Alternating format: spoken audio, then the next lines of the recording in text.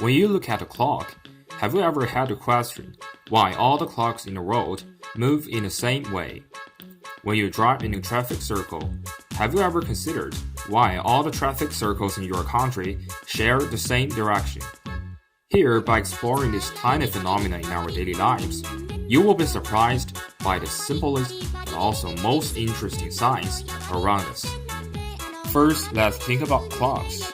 As the name indicates, a clock goes clockwise. But have you ever considered why? To answer this question, we have to look into the history of clocks. The stone-made instrument on the screen is called a sundial. It is one of the oldest timing instruments on the earth, and also the ancestor of clocks, first invented by the ancient Babylon people thousands of years ago. Ancient Babylon lies to the north of the Tropic of Cancer. Here, the sun moves in the same direction all year round. Every morning, it rises in the east, then turns to the south, and sets in the west. That means the shadow on the sundial starts from pointing west, then north, and finally east. In other words, it moves clockwise. The clock inherited its ancestors' moving direction, and that's why clocks we can see today move in the same way. This is a traffic circle. It is not difficult to notice that vehicles in every traffic circle move in the same direction. For example, in my country, all of them move counterclockwise. The reason behind this is quite simple. To avoid conflicts, if you're hard to understand, let's watch an animation. Let's still take my country for example. Here the traffic goes on the right. If a car enters the traffic circle counterclockwise, its track will be as the red line shows. And if a car leaves it, its track will be as the blue line shows. If these two happen together, nothing will happen. However, if the two cars both went clockwise, things will be totally different. The first car goes like this, and the second car goes like this. You can see that there is a crossing point between the two tracks, which means if they go together, a sad story is going to take place. This is an athletic field. Have you ever noticed that all the athletes run counterclockwise during a match? When you do your daily exercise, have you ever tried running clockwise?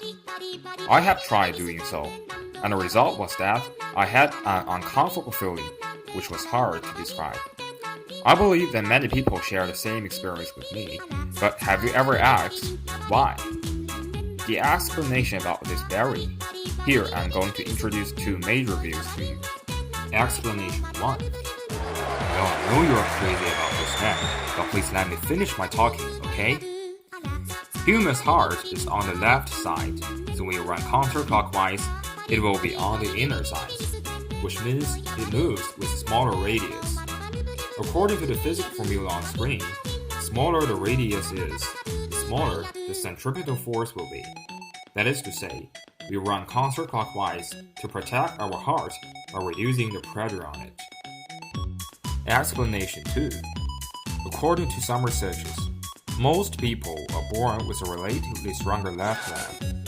And since our heart is on the left side, the center of gravity of human's body shifts slightly to the left. These two factors lead to the left leg's advantage in supporting the body, leaving the task of controlling direction and speed to the right leg. That's why we have left as the inner side by running counterclockwise. Now that we have looked into so many ordinary subjects, such as clocks and traffic circles, you may ask, what is the purpose of this video?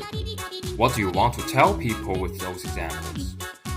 Well, what I want to say is, there are too many facts that most of us take for granted without asking why. Science not only stays in laboratories, it is around us.